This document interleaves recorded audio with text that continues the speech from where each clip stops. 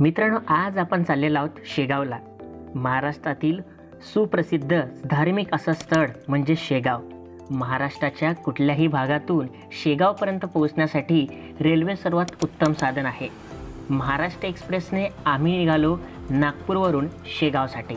जवळपास 5 ते 6 तासाचा प्रवास आम्हाला शेगावसाठी लागलेला. बुलढाणा जिल्ह्यातील शेगाव हे प्रसिद्ध तीर्थक्षेत्र आहे.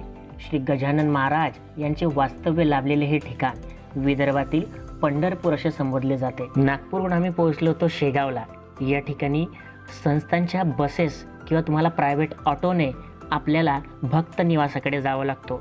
भक्त निवास म्हणजे ट्रस्टने उभे केलेले मोठमोठ्या राहण्याच्या सुविधा, म्हणजेच ज्याला आपण भक्तांसाठी आलेले जेवणाची, राहण्याची तसेच खाण्यापिण्याची सगळी सुविधा तुम्हाला भक्त निवासात केली जाते.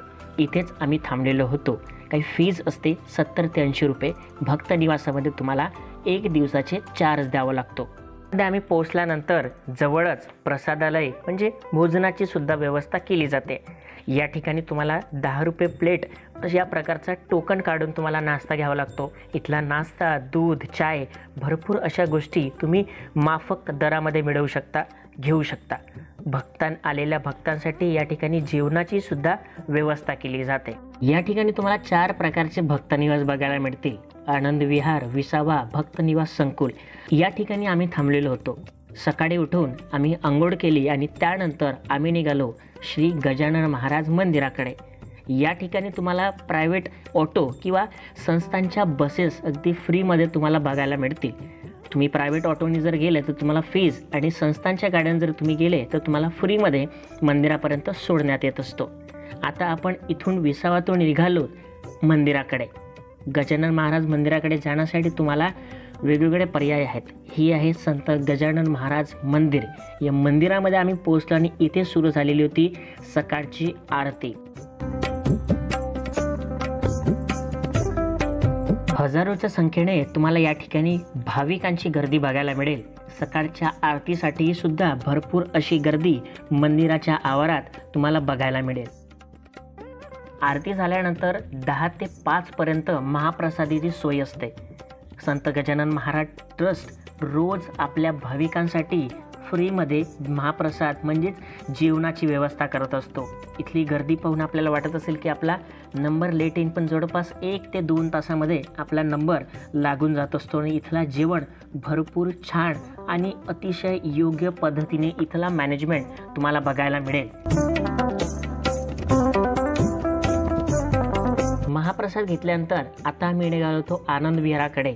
आनंद विहाराकडून आम्हाला जायचं होतं दुसऱ्या मंदिराकडे. तर आम्ही निघालो, बसनी प्रवास केला आणि आम्ही निघालो मार्केटकडे. संत गजानन महाराज मागच्या बाजूला तुम्हाला यात्रा बघायला मिळत असेल. भरपूर अशी गर्दी या यात्रेमध्ये असते. इथे भरपूर प्रकारचे असे क्राफ्ट्स, मूर्त्या तुम्हाला बघायला मिळतील. आता शेगाव म्हटलं तर शेगाव कचोरी हा खाद्यपदार्थ सुप्रसिद्ध आहे. त्यास ISO मानांकित मिळालेले शेगाव कचोरीमधील एका मोठ्या प्रमाणात लोकांनी आवडलेला पदार्थ म्हणून शेगाव कचोरी आहे. आणि हे आहे विसावा भक्त निवास.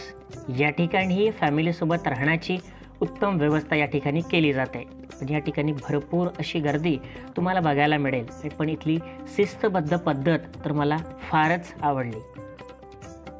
श्री संत गजानन महाराज संस्थान हे विदर्भातील सर्वात मोठे मंदिर ट्रस्ट असून शिस्तबद्ध, प्रामाणिक, आध्यात्मिक, वैद्यकीय आणि सामाजिक कार्यासाठी सुप्रसिद्ध आहे. आणि आता आम्ही जाणार होतो संत गजानन महाराज प्रकटस्थळाकडे, म्हणजे ज्या ठिकाणी संत गजानन महाराज पहिल्यांदा प्रकट झालेले होते. श्री बंकट सदन म्हणजे श्री संत गजानन महाराजांचे परमभक्त बंकटलाल यांना श्रीचे प्रथम दर्शन घडले होते. इथल्या गावकऱ्यांना आम्ही काही माहिती विचारली. त्यांनी सुद्धा सांगितले की याच वडाच्या झाडाखाली संत गजानन महाराज प्रकट झालेले होते आणि भरपूर अशा गोष्टी त्यांच्याकडून आम्हाला माहिती झालेल्या. आणि आता आपण जाणार आहोत बंकट सदनला. संत गजानन महाराजांचे परमभक्त बंकटलाल यांना श्रीचे प्रथम दर्शन घडले आणि त्यासोबतच ट्रस्टनी आता 3 मजली त्या ठिकाणी माडी बांधलेली आहे आणि त्या माडीला बंकट सदन असे नाव देण्यात आले. त्यानंतर आम्ही परत निघालो यात्रेकडे आणि आम्ही परत गेलो शेगाव सुप्रसिद्ध कचोरी या ठिकाणी. इथली कचोरी टेस्टी तुम्हाला बघायला मिळेल. सोबतच आता आम्ही निघालो आहोत कृष्णाजीच्या मठाकडे. याच ठिकाणी संत गजानन महाराजांनी वेगवेगळे प्रकारचे लीला दाखवले असं तिथल्या धार्मिक लोकांची मान्यता आहे.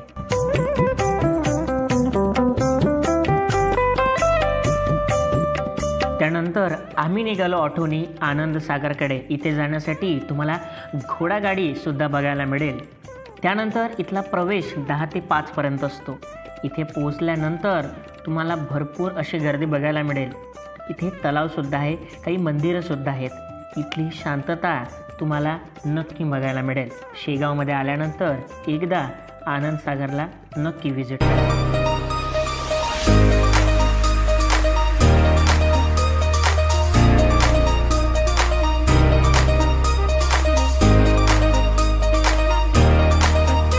सागरमध्ये आल्यानंतर भरपूर अशा गोष्टी तुम्हाला एक्सप्लोअर करता येतील, पण अजूनपर्यंत पूर्णपणे आनंद सागर सुरू झालेला नाही आहे. आनंद सागर जवळच तुम्हाला महादेव मंदिरसुद्धा बघायला मिळेल.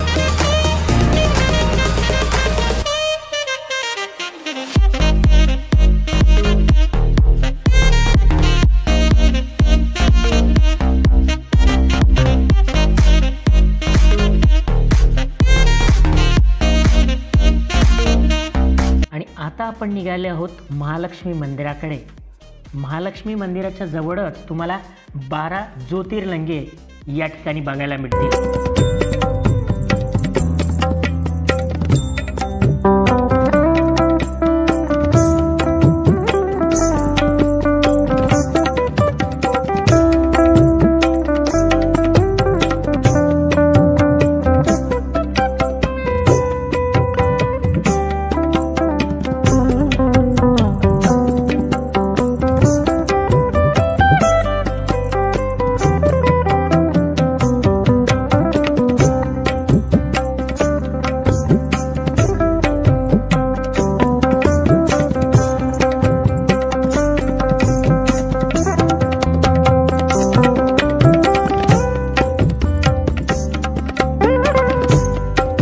महालक्ष्मी मंदिराच्या साईडला आर्ट गॅलरी तुम्हाला बघायला मिळेल.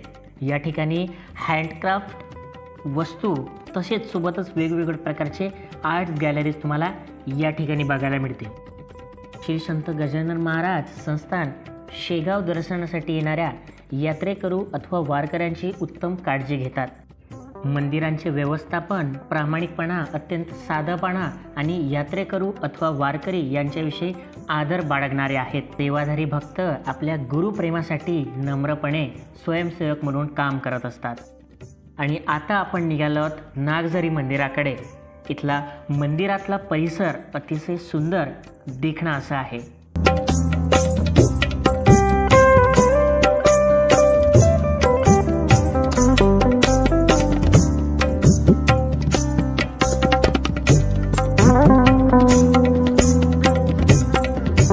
परत आम्ही निघालो आहोत मंदिराकडे, कारण आज आपला आखरी दिवस होता शेगावमध्ये.